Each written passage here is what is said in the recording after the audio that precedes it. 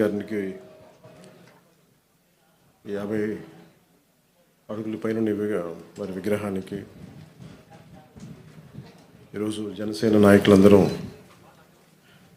వచ్చి వారికి నివాళులు అర్పించాలని చాలా నెలల నుంచి అనుకుంటా ఉన్నాం.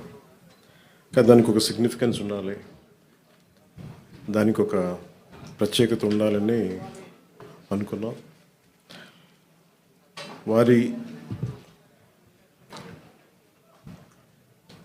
త్యాగం ఒక ఆంధ్రప్రదేశ్కే కాదు, భారతదేశం మొత్తం దేశ విభజన జరిగిన తర్వాత భాషా ప్రయుక్త రాష్ట్రాలకి అన్ని ప్రాంతాల్లో అన్ని రాష్ట్రాల్లో ఉన్న ఆ ఉద్యమాలకి వారి బలిదానం ఒక క్లియర్ కట్ సందేశం ఇచ్చింది. తద్వారా భాషా ప్రయుక్త రాష్ట్రాలు ఏర్పడ్డాయి. దురదృష్టం,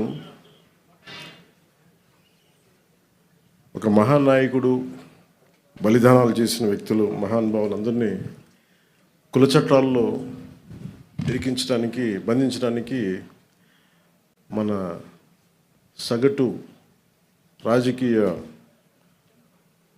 ఆలోచన విధానం వీళ్ళని ఒక ప్రత్యేకమైన కుల చట్టంలో బిగించాలని చూస్తారు. అలాంటిది ఏ రోజు కూడా ఈరోజు ఇన్ని కులాల సమూహాలు ఇవన్నీ ఆంధ్రప్రదేశ్లో ఉన్నాయి అంటే, ఒక ఉనికి ఏర్పడింది వారందరికీ అంటే అది పొట్టి శ్రీరాములు గారి బలిదానం. ఈ సందర్భంలో ఎప్పటి నుంచో మనకి ఈ కులాల కొట్లాటలనే దేశం అంతా, ప్రత్యేకించి దక్షిణ భారతం, అటు ఆంధ్రప్రదేశ్లో మరి ప్రత్యేకించి తెలంగాణలో ఇంకా తెలంగాణ నినాదం ఉంది, తెలంగాణ ఉనికి ఉంది, తెలంగాణ భావోద్వేగం ఉంది.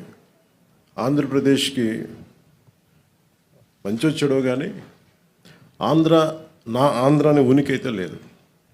ఆంధ్రప్రదేశ్కి ఉనికి ఇచ్చిన మహానుభావుడిని ఒక కులాన్ని కట్టేశాం. అది ఇంకా బాధేస్తూ ఉంటుంది. అలాగే కాస్ట్ బేస్డ్ మూమెంట్స్ వచ్చినాయి, సోషల్ మూమెంట్స్ వచ్చినాయి.